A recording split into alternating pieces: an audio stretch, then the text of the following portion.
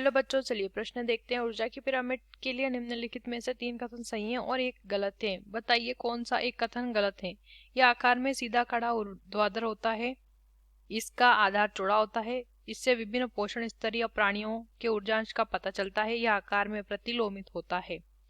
आइए जानते हैं यहाँ पे हमारे प्रश्न की मुख्य अवधारणा। हमारे प्रश्न की मुख्य अवधारणा यहाँ पर संबंधित है, हमें बताना है ऊर्जा पिरामिड के बारे में प्रश्न दिया है।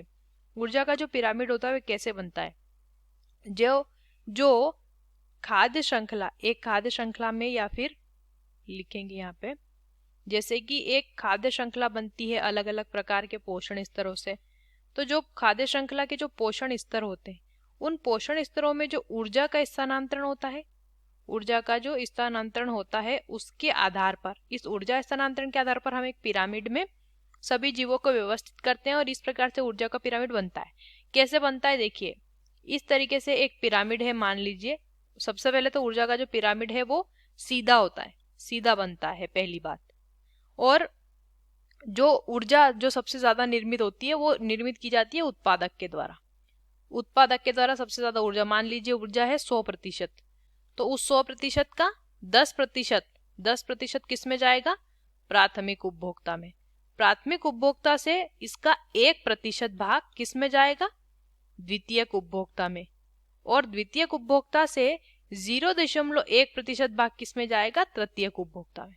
तो इस प्रकार से जब ऊर्जा एक रूप से दूसरे रूप में स्थानांतरित होती है तो कुछ मात्रा उसकी कम हो जाती है और वह दूसरे पोषण स्तर तक पहुंच जाती है।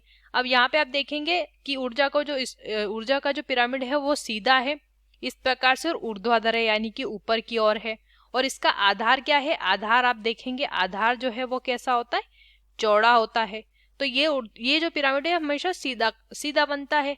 तो पहला विकल्प जो है कि आकार में सीधा खड़ा ऊर्ध्वाधर होता है, ये तो इसके बारे में सही दिया है। इसका आधार चौड़ा होता है, ये भी सही दिया है। इससे विभिन्न पोषण स्तरीय प्राणियों के ऊर्जांश का पता चलता है, ये भी सही दिया है। यहाँ पे आप देख सकते हैं कैसे ऊर्जा का स्थानांतरण हो रहा है। यह आकार में प्रतिलोमित यानी कि उल्टा होता है, ये तो गलत दिया हुआ है। यह आकार में सीधा होता है, तो विकल्प डी इसके बारे में गलत दिया हुआ है, यही हमें ढूंढना था। विकल्प डी सही हो जाएगा। आशा करते हैं आपको इस प्रश्न का उत्तर समझ आया होगा। धन्यवाद।